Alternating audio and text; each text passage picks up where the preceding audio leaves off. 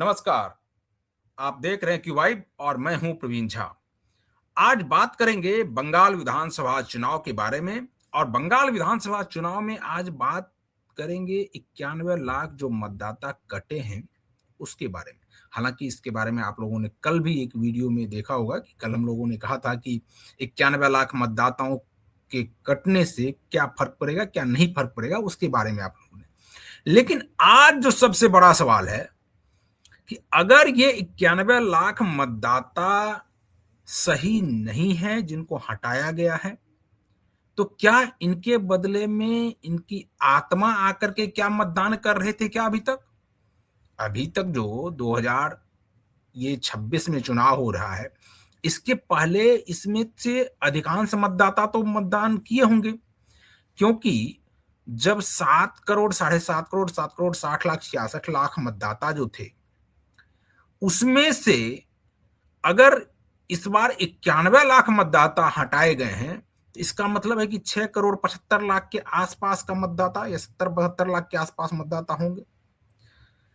तो इसका मतलब है कि पिछली बार जो 6 करोड़ 4 लाख मतदाताओं ने मतदान किया था, तो इस 91 लाख में से भी कुछ मतदाता होंगे।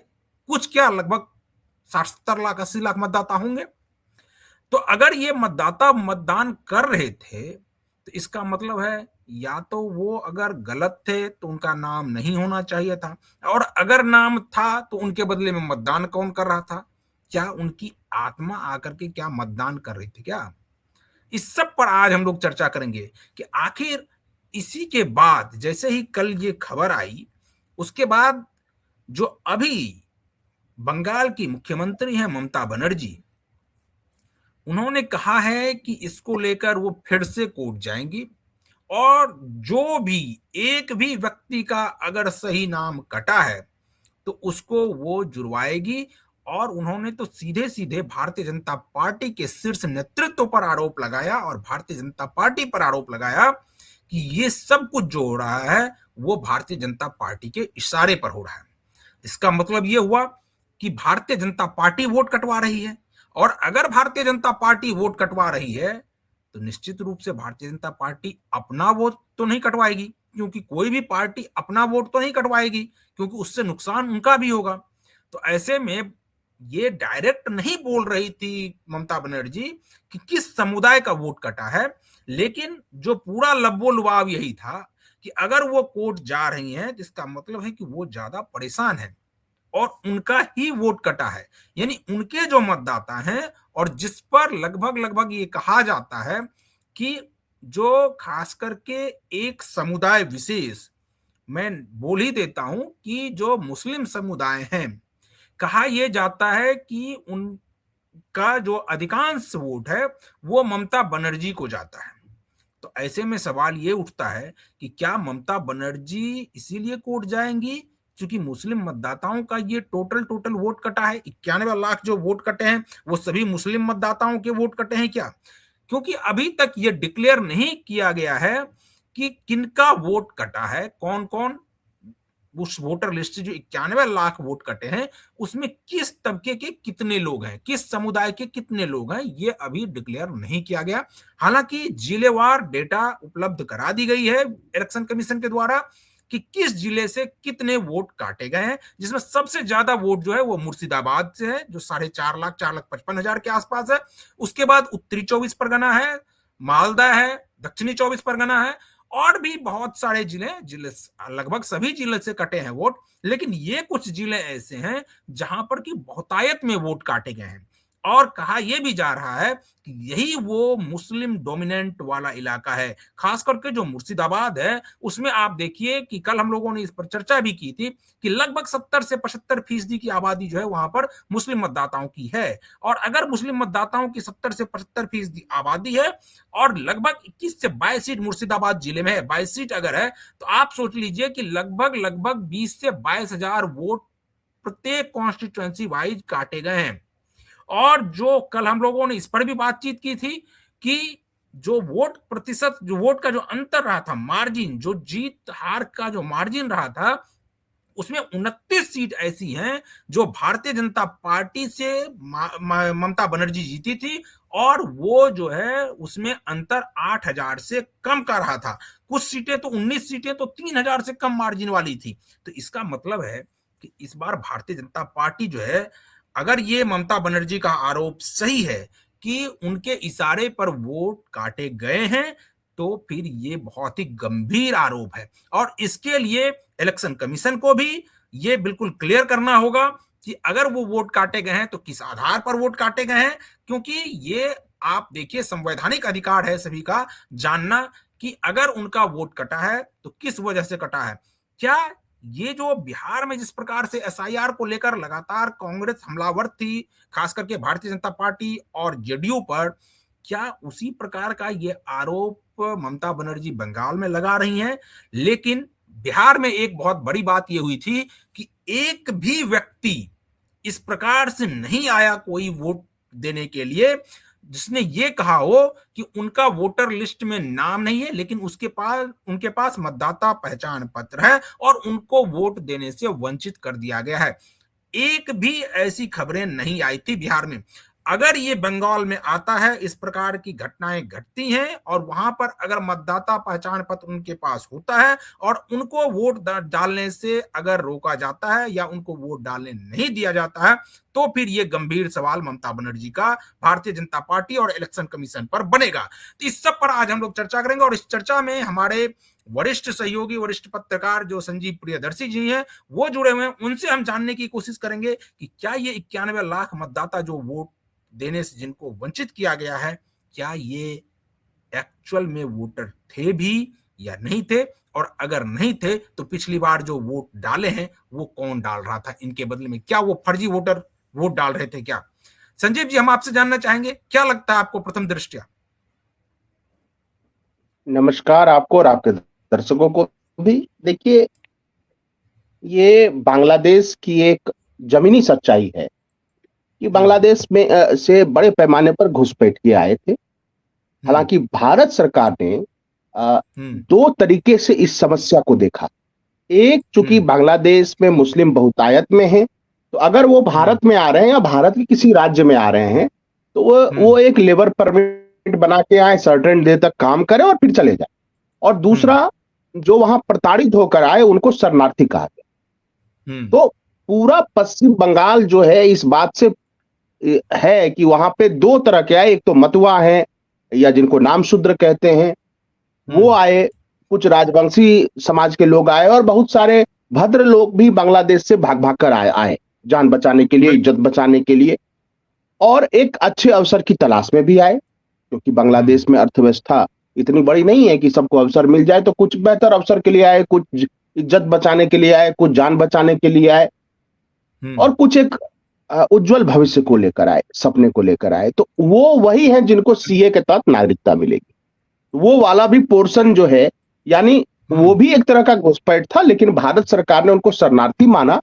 और उसके पीछे गांधी जी का वो वादा था जो उन्होंने 1947 में किया था, जो भी हिंदू, सिख, बौद्ध, क्रिश्चियन, बिल्कुल, ईसाई, पारसी जो पाकिस्तान, तत्कालीन पाकिस्तान में था और बाद में बांग्लादेश 71 में बना, लेकिन 47 में भी वादा किया था गांधी जी ने, नेहरू जी ने, पटेल जी ने, कि अगर आपको कोई दिक्कत हुई तो भारत आपको खुले मन से आपका स्वागत करेगा। आप जी, और ये बात बिल्कुल लिखी हुई है, कोई ये बात ऐसी नहीं है कि ये संविधान सभा की चर्चा में भी ये मुद्दा है कि अगर उनके साथ होगा तो क्या होगा। जो नेहरू लियाकत एग्रीमेंट था उसमें भी इस बात की चर्चा हुई कि दोनों देशों के उस समय के जो हेड ऑफ द स्टेट थे, यानी जो एग्जीक्यूटिव हेड थे, यानी प्राइम मिनिस्टर, उन्होंने प्रॉमिस किया था कि वो एक दूसरे के अल्पसंख्यकों के सामाजिक, आर्थिक, राजनीतिक, धार्मिक अधिकार की रक्षा करेंगे। लेकिन पाकिस्तान में ऐसा नहीं हुआ।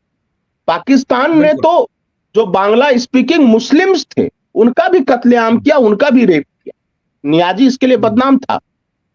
तो और अभी भी पाकिस्तान में वो प्रक्रिया चल रही है, सिंधियों को सताना, बलूचियों को परेशान करना, मारना, पठानों को मारना। कश्मीर में जो पाकिस्तान अधिकृत कश्मीर जो अवैध कब्जा है उसका, वहां भी मुसलमानों को प्रताड़ित किया जाता है और पाकिस्तान की सेना ही करती है।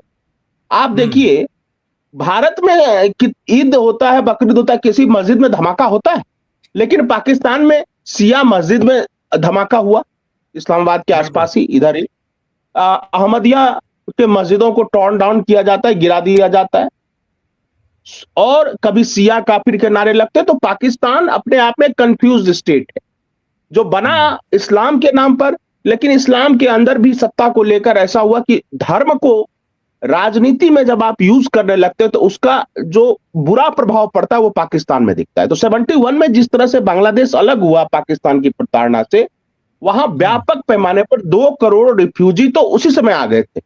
वो असम में भी आए और पश्चिम बंगाल में ही आए, और वो आज तक उसमें रहे। देखिए, लेकिन उसमें क्या दिक्कत हुई, आज बहुत सारे लोग बोल रहे हैं प्रवीण जी कि हमारे पास, मैंने कई जगह मुर्शिदाबाद मालदा के लोगों की बातें सुनी, वो कहते हैं कि हमारे पास पासपोर्ट है, हमारे पास बर्थ सर्टिफिकेट है।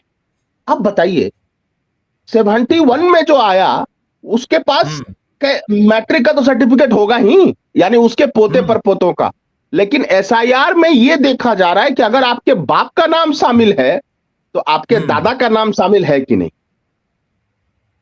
उस जगह पर क्या आपके दादा रहते थे, उस जगह आपके नाना नानी रहते थे, क्योंकि वो तो सारा एड्रेस ले रहा है, मैच कर रहा है, और उसी में लॉजिकल डिस्क्रिपेंसीज आ रही है। यानी बेटे का नाम है दर्ज, बाप का है, दादा का है ही नहीं। और जब दादा का पेपर मांगा जाता है, यानी आधार क्या होगा, ग्रैंडफादर का कोई चीज लाओ, वो उपलब्ध नहीं, क्योंकि वो मूलतः बांग्लादेशी है। अब इसको ठीक है, ममता आज डेरेक ओब्रायन का मैंने सुना, और मथुआ के भी बहुत सारे वोट कटे हैं, लाखों में मथुआ के वोट कटे हैं। लेकिन नहीं, तो मथुआ वोट अगर कटे हैं संजीव जी, तो मथुआ वोट का तो एक प्रकार से झुकाव भारतीय जनता पार्टी की ओर रहता है।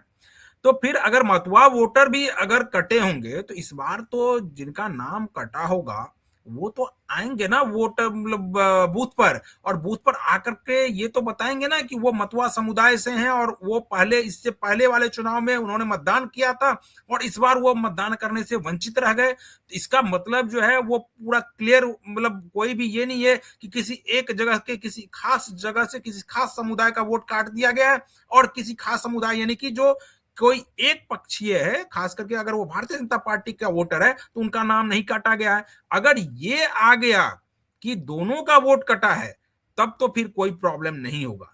लेकिन आपको नहीं लगता है कि अगर उस वक्त इस प्रकार की स्थिति नहीं हो बनती है तो फिर ये ममता बनर्जी इसको लेकर जो है वो सुप्रीम कोर्ट जाएगी और फिर इलेक्शन कमीशन पर सवाल उठेगा कि एक ही खास करके पार्टी का वोट काटा गया जो समुदाय टीएमसी को वोट कर रही थी। देखिए, पहली बात तो ममता बनर्जी पहली बार तो सुप्रीम कोर्ट नहीं जा रही है, वो जा ही रही हैं। दूसरी बात देखिए, नेता के लिए कुछ भी बोलना आसान, ब्यूरोक्रेट्स एक प्रोटोकॉल में काम करते हैं, जो प्रोटोकॉल दिया जाता है उस प्रोटोकॉल के तहत काम करते हैं। क्या आपको लगता है कि पूरी एसआईआर की प्रक्रिया को सुप्रीम कोर्ट कैंसिल कर देगी? कई बार ये रिक्वेस्ट डाला गया, लेकिन माननीय सुप्रीम कोर्ट ने कैंसिल नहीं किया। ये संविधान प्रदत्त अधिकार है चुनाव आयोग का, और ये पहली बार नहीं हो रहा है, ये 1950 से हो रहा है एसआईआर। ये अलग तरह की बात कही जा रही है। अब सवाल ये है कि अभी टीएमसी ये करे कि हमारे वोट काटे गए, ठीक है, मतलब वो जो इशारा कर रहे हैं, फिर कहे कि मथुआ के भी वोट कटे, और कटे हुए मथुआ के वोट, इससे बीजेपी को भी नुकसान होने की संभावना है।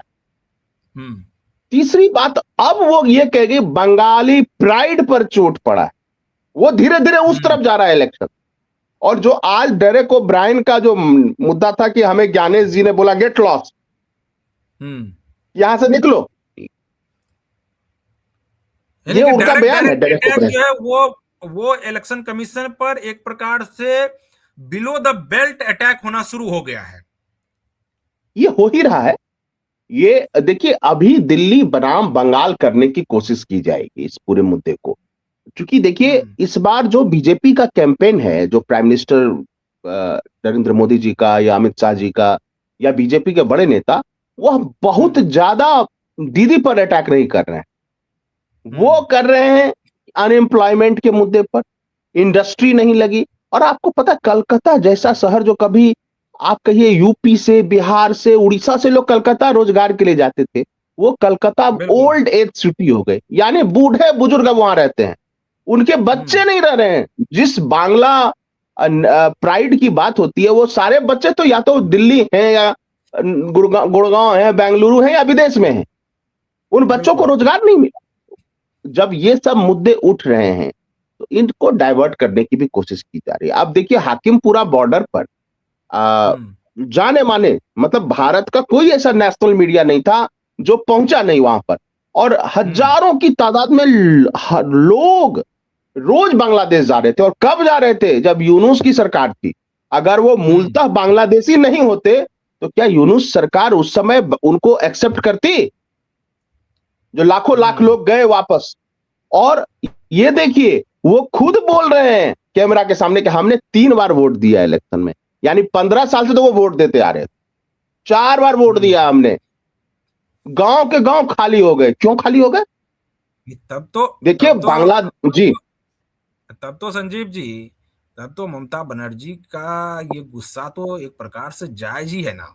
भले वो गुस्सा गलत रूप में हो, अब वो वोटर गलत रूप से थे, लेकिन ये गुस्सा तो जायज है। अब मान लिया जाए उनके सामने का थाली परोसा हुआ, उनके आगे से खींच लिया जा रहा है, तो ऐसे में ममता बनर्जी खुद गाउन पहन करके कोर्ट ने सुप्रीम कोर्ट नहीं पहुंचेंगी तो क्या करेंगे, आप ही बताइए। नहीं, वो जो करना है करे, लेकिन देखिए नेशनल सिक्योरिटी सबसे बड़ा मुद्दा है। आप पूरी डेमोग्राफी को बदलकर केवल आप हम्म। 1-2 इलेक्शन जीत सकती हैं, लेकिन उसके बाद पूरा मामला साफ हो जाएगा, आपके हाथ से निकल जाएगा पूरा। हम्म। जैसे सीमांचल में जब डेमोग्राफी बदली बिहार के सीमांचल में, तो अब वहां कांग्रेस नहीं जीतती, वहां आरजेडी नहीं जीतती, वहां ओवैसी जीतते हम्म। हैं। और ओवैसी से समझौता करना पड़ता है तेजस्वी को। हम्म। तो कम्युनल पॉलिटिक्स दोनों तरफ के लिए खतरा है, चाहे वो हिंदू कम्युनल पॉलिटिक्स हो या चाहे मुस्लिम कम्युनल पॉलिटिक्स। तो कम्युनल पॉलिटिक्स जो भी कर रहा है वो दोनों हिस्से के लिए खतरनाक है। अब आइए जो मथुआ वाला मामला मैं बता रहा हूं आपको, जो वहां के बहुत सारे स्थानीय पत्रकार बताते हैं कि हम्म। मथुआ भी जो बेचारे वोटर थे, हम्म। ये जानकर आपको हैरानी होगी, उनके वोटर कार्ड जो है इलेक्शन से 2 दिन पहले टीएमसी के क्लब वाले लोग ले लेते थे। एक क्लब कल्चर है पश्चिम बंगाल में, और क्लब कल्चर क्या बिल्कुल। है, हर मोहल्ले में एक क्लब बना हुआ है। हम्म। वो क्लब टीएमसी के पार्टी वर्कर्स होते हैं, उसमें उस मोहल्ले के सारे नौजवान बच्चे होते हैं, और वही समझिए उनकी शाखा है टीएमसी की, बाल शाखा। हम्म। उसमें 5 रुपए में डीम भात का इंतजाम है। उसके बाद हम्म। उनके पास पूरी मैपिंग है इलाके में कि कौन कहां वोट दे रहा है। तो उनको पता है कि ये हम्म। मथुआ वोटर बीजेपी को वोट देने जाएगा, तो 2 दिन पहले, उसका क्योंकि पहले ही रख लिया जिन जाता। मथुआ के पास रख लिया जाता था, और वो डर के मारे बेचारा मथुआ कुछ नहीं बोलता था। उसको पता था कि टीएमसी सरकार है, उसको कहा जाता तुमको सारे सरकारी योजनाओं का लाभ मिलेगा, तुम्हारे बच्चों के स्कूल हम्म। में एडमिशन भी रहेंगे, सारे भत्ता मिलते रहेंगे सरकार की तरफ से, बस तुम्हें वोटर आई कार्ड हमें दे देना है। तो नहीं ओवरऑल नहीं, मथुआ लगता था तब तो संजीव जी, जी, तब तो संजीव जी मैं पूरा यहाँ कर पर लूं, तो एक तो पूरा इलेक्शन कर लूं। कमीशन पर और दूसरा केंद्र सरकार पर ये होगा कि वो क्या इस प्रकार से चुनाव आयोग के कहने पर इतनी सुरक्षा व्यवस्थाएं भी मुहैया नहीं करवा पाती हैं कि कम से कम लोग फेयर तरीके से वहां पर मतदान कर सकें। क्या आपको नहीं लगता है तब तो इसमें तो फेल्योर जो है वो केंद्र सरकार और चुनाव आयोग की भी है। देखिए बिहार और यूपी, देखिए चुनाव आयोग का कोई अपना तंत्र नहीं है। चुनाव आयोग राज्य की मशीनरी का, एग्जिस्टिंग ब्यूरोक्रेसी का ही इस्तेमाल करके इलेक्शन करवाती है। बिल्कुल। तो चुनाव आयोग का बजट इतना नहीं है कि वो हर जगह जिले में उनके कोई अधिकारी हैं अलग से, ऐसा तो कुछ नहीं है। जो एग्जिस्टिंग हम्म। मशीनरी है उसी के साथ चुनाव करवाती है। दूसरी बात, मैं कह रहा हूं बदनाम तो यूपी और बिहार है। हिंसा देखनी है तो बंगाल जाइए, भय देखना है तो बंगाल जाइए। लोग हम्म। डर के मारे बोलते नहीं है कि वो किस पार्टी को वोट देंगे, और बोलने से पहले दाएं बाएं देखते हैं कि क्लब वाले हम्म। लड़के तो नहीं है। तो देखिए मैं यही कहता हूं कि ठीक है, मान लीजिए बीजेपी टक्कर में आएगी, लेकिन हम्म। सवाल यह है कि बीजेपी, मुझे लगता है कि जब तक टीएमसी का क्लब कल्चर पावरफुल है तब तक बीजेपी दूर रही, क्योंकि अभी भी लोगों को भय है। और जो 2021 के चुनाव में हुआ था उस पूरे देश ने देखा था प्रवीण, कैसे खेला हम्म। होवे गाना नहीं बजा नहीं, बजाकर पूरे तब गांव तो में संजीव टारगेट जी, किया गया था। तब तो संजीव जी ये अगर 91 लाख वोटर अगर एलिमिनेट किए गए हैं, और इसमें आप ये सोचिए कि ये तो उनको ही किया गया, हालांकि इसका कोई ऑथेंटिक डेटा अभी तक नहीं आया है कि इन 91 लाख में कितने लाख वोटर जो है वो पिछली बार मतदान कर चुके हैं, इसका कोई ऑथेंटिक डेटा नहीं है और आना भी बहुत मुश्किल लगता है। लेकिन आपको लगता है ऐसा कि अगर इसमें से अगर 90% लोग अगर वोट कर रहे थे और इस बार वो वोट नहीं करेंगे, तो ये टोटल वोट उसमें से अगर आप 1 आध लाख मतवा समुदाय के वोटर को हटा दीजिए, तो अधिकांश वोटर समूह जो है वो टीएमसी को वोट किया करते थे। तो फिर क्या वो वोट जो कम हुआ है उसका सीधा असर ममता बनर्जी के ऊपर नहीं पड़ेगा, टीएमसी के ऊपर नहीं पड़ेगा, और इसका सीधा लाभ जो है वो भारतीय जनता पार्टी को होता हुआ नहीं दिखाई दे रहा? देखिए, बड़ा बहुत ही कठिन है कहना, क्योंकि दक्षिण बंगाल में अगर आप जाएंगे अभी भी, चाहे वो Howrah, Hooghly, Calcutta, north 24 Pargana, south 24 Pargana, east Medinipur, west Medinipur, आपको ठीक है बीजेपी की दिल्ली से बहुत हवा लगती है, लेकिन वहां आपको हो सकता है अंदर अंदर लोग सपोर्ट करते हो बीजेपी, खुल के नहीं बोल पाते। बीजेपी के पास ढंग के कैंडिडेट नहीं है साउथ बंगाल, 145-46 सीटें हैं साउथ बंगाल, ढंग के कैंडिडेट नहीं है। दूसरी बात, वहां लड़को टीएमसी के तरफ से ही हिंदू समाज के लोग ही पॉपुलर लोग लड़ रहे हैं, तो आप नैरेटिव बना सकते हैं, जैसे तेजस्वी देखिए कितना उन्होंने नैरेटिव बनाया, लेकिन आखिरकार जीतता कौन है? जिसके पास मशीनरी है, जिसके पास मैकेनिज्म है। नहीं, और सबसे बड़ी बात है कि मैं आपके ये पास सवाल संजीव जी इसलिए पूछ रहा हूं, मैं ये सवाल इसलिए पूछ रहा हूं कि मीडिया में लगभग इस प्रकार की चर्चाएं अब होने लगी हैं कि अगर 29 सीट, जिसको लेकर हम लोगों ने कल चर्चा की भी थी, कि अगर 29 सीट पर जिस पर मार्जिन बहुत कम था, वो सीट अगर भारतीय जनता पार्टी के खाते में जाती है इस बार, और 77 सीट में से अगर 70 सीट भी वो रिटेन करने की स्थिति में भारतीय जनता पार्टी होती है, और ये जो 91 लाख वोटर एलिमिनेट किए गए हैं, इसमें से अगर 50 विधानसभा सीट पर भी इसका असर देखा गया, क्योंकि ओवरऑल तो अगर आप ऐसे जोड़ेंगे तो हर सीट पर लगभग लगभग 5 हजार के आसपास ही वोट एलिमिनेट हुए हैं, और अगर आप ऐसे देखिए कि उसमें जो बहुतायत संख्या जहां पर मुस्लिम आबादी थी, वहां पर अगर 20 हजार 30 हजार बताया तो गया, एक एक विधानसभा में 60-60 हजार तक एलिमिनेट किए गए हैं। तो अगर वो वोटर इस प्रकार से एलिमिनेट हुआ और वो सीट शिफ्ट हो जाता है भारतीय जनता पार्टी के खाते में, तो फिर क्या मामला पलट सकता है क्या? देखिए, मैंने एक ट्रेंड देखा है, ये बड़ा कहना मुश्किल है पलटेगा नहीं, क्योंकि एक ट्रेंड देखिएगा, अगर वो डाटा का चार्ट हो अपने पास तो हम अपने दर्शकों को भी दिखा सकते हैं कि जब लोकसभा का चुनाव होता है प्रवीण जी, तो बीजेपी और टीएमसी के बीच वोट का अंतर कम हो जाता है। जैसे मैं बता रहा हूं, 2019 में बीजेपी को 40.6% वोट मिला था लोकसभा चुनाव में, और टीएमसी को 43.7% वोट मिला था, और उस समय कोई एसआईआर नहीं हुआ था। आप सोचिए, यानी 2-2.5% का ही अंतर रह गया था बीजेपी और टीएमसी में। की बात कर रहे हैं 2019 का जी, 2024 में भी जी, और 2024 का जो लोकसभा चुनाव, हम अपने दर्शकों को वो चार्ट भी दिखाने की कोशिश करेंगे कि उस चार्ट में आपको दिखेगा कि आखिर कितने का अंतर आया था। ये वो चार्ट है, बंगाल लोकसभा चुनाव परिणाम है, इसमें 14, 19 और 24 का ये डेटा है हमारे पास उपलब्ध, जिसमें कि आप देखेंगे तो कि 2024 में 14 में 34 सीट पर तृणमूल कांग्रेस को जीत मिली थी, 2 सीट मात्र भारतीय जनता पार्टी के खाते में गई थी, और वोट प्रतिशत जो अंतर था वो काफी ज्यादा था, 39.8% वोट तृणमूल कांग्रेस के खाते में और 17% मात्र वोट भारतीय जनता पार्टी के खाते में गई थी। जबकि 2019 में यह आंकड़ा थोड़ा सा बदला, थोड़ा क्या बहुत बदला, भारतीय जनता पार्टी के खाते में 40.6%, यानी कि आप एक प्रकार से कह सकते हैं कि लगभग लगभग 23% का इजाफा हुआ, और जो ममता बनर्जी है उनके उसमें भी इजाफा हुआ, 39 से बढ़कर वो 43 तक पहुंची, 3-3.5% का अंतर आता है।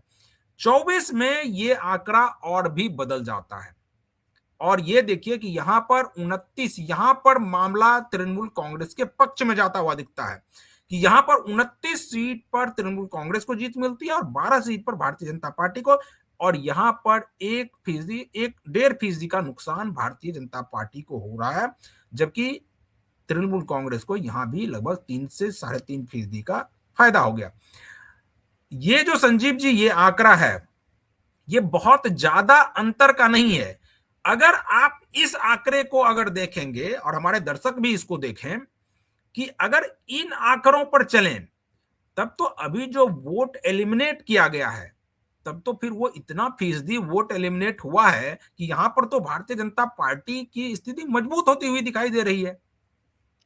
नहीं, मैं इस डाटा से मैं कोई दूसरी रीजन की तरफ में जा रहा हूं, मैं उस पर नहीं जा रहा हूं कि वो मैं आऊंगा लास्ट में बोलूंगा वो कि किसने कहा था कि 5% वोट का ही हमें चाहिए मार्जिन। वो आरएसएस संचालक मोहन भागवत जी ने कहा था कि 5% वोट इधर उधर चाहिए, बस मामला बन जाएगा बंगाल में। मैं दूसरी बात कह रहा हूं कि लोकसभा चुनाव में बीजेपी और टीएमसी के बीच वोट प्रतिशत का अंतर लगातार कम होता गया। देखिए 14 की तो बात ही नहीं, 2014 में तो बीजेपी ने शुरू किया था एक तरह से बंगाल में लड़ना, उससे पहले बीजेपी लड़ती कहां। 2016 में भी जब विधानसभा चुनाव हुए तो बीजेपी केवल 3 सीट है, लेकिन 2021 में आप देखिए, वहां आप देखिए दोनों के बीच यानी बीजेपी और टीएमसी के बीच विधानसभा चुनाव में बिल्कुल 10% वोट का अंतर। मैं ये कह रहा हूं कि ये चुनाव 19 के बाद हुआ है, ये भी हमें ध्यान रखना चाहिए।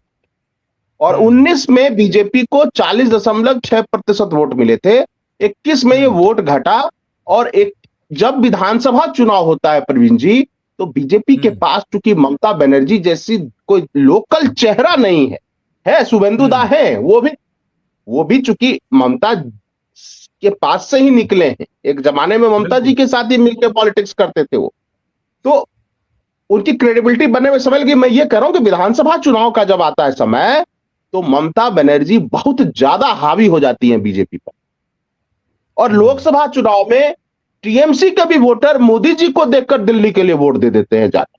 लेकिन जब विधानसभा चुनाव आता है तो बीजेपी के पास कोई ऐसा क्रेडिबल फेस नहीं है, शुभेंदु अधिकारी हैं लेकिन उस कद के नहीं है, ममता बनर्जी जैसे नहीं। तो इसलिए आप विधानसभा चुनाव में वो वोट का अंतर टीएमसी बढ़ा देती है, मैं ये कहना चाहता हूं। लेकिन 24 के आधार पर भी अगर मान के चलिए कि 24 में 39.1% वोट मिला बीजेपी को और 46.2% वोट मिला टीएमसी को, इसीलिए बंगाल में गए थे जब भागवत जी, उन्होंने बोला था कि हमें 5% 6% का वोट का चाहिए, और इतना होता है तो हमारी जीत हो जाएगी, कलकत्ता में राइटर्स बिल्डिंग पे भगवा लहरा जाएगा। लेकिन अब देखते हैं 10-12% तो वोट कटे ही हैं, तो अब देखते हैं क्या होता है। लेकिन एक बात देखिए कि जो मालदा, मुर्शिदाबाद, नदिया, जी यही तो बात है, इसी से तो ममता बनर्जी जो है वो तिलमिला गई है। यही तो मेन है कि यही जो 5 से 7% का अंतर आ रहा है, 8% का, यही अंतर तो ममता बनर्जी को परेशान कर रहा है कि अगर ये अंतर वो पाटने में कामयाब भारतीय जनता पार्टी रह गई तो फिर मामला बदल जाएगा। और जिस प्रकार से अमित शाह लगातार ये कह रहे हैं और वो 14-15 दिनों तक लगातार बंगाल में रहेंगे, तो ये जो वो कह रहे हैं कि इस बार बंगाल की अस्मिता को लेकर जो जिस प्रकार से, सुनार बांग्ला को लेकर जिस प्रकार से, या बंगाल के पुनर्जागरण की बात जिस प्रकार से अमित शाह कर रहे हैं, क्या आपको लगता है कि अगर वो वोट प्रतिशत काटने में कामयाब हुए और इन लोगों के मन में, खास करके भारतीय जनता पार्टी के शीर्ष नेतृत्व के मन में ये चल रहा है कि एसआईआर में जो वोट प्रतिशत कम हुआ है उसका फायदा उनको मिलेगा, इसीलिए ज्यादा कॉन्फिडेंट तो नहीं दिखाई दे रहे हैं अमित शाह? नहीं, देखिए वो इतना टीएमसी की जो पॉलिसी है खास करके ममता बनर्जी की, जब जब चुनाव आता है, जब देखिएगा 21 का भी चुनाव आप देखेंगे, 19 का, वो ऐसा करने लगती है जैसे उन पर बहुत जुल्म हो रहा है, जैसे टीएमसी को हराने की पूरी कोशिश दिल्ली से हो रही है। वो अपने वोटरों को, खास करके दो समुदाय को, एक तो मुस्लिम को मैसेज देती है कि इकट्ठा हो जाओ, है इकट्ठा हो जाओ, और दूसरा जो महिलाएं हैं, बंगाल की महिलाओं की अस्मिता पर हमला हो रहा है, इस तरह का वो मैसेज देती है। और फिर जितनी तरह की उनकी योजनाएं हैं, ग्रामीण इलाकों में उसका बहुत प्रभाव है। और देखिए होता क्या है कि हम नेशनल मीडिया के नजरिए जब देखते हैं बंगाल को, हमें लगता है कि बस वो तुष्टीकरण ही कर रही हैं ममता जी, लेकिन ऐसा नहीं है।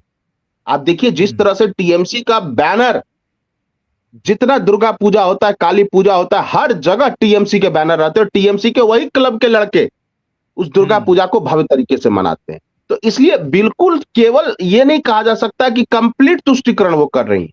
हाँ, वो इतना जरूर बीच में बोलती हैं ताकि उनके मुस्लिम वोटर सीपीएम में ना जाए, कांग्रेस में ना।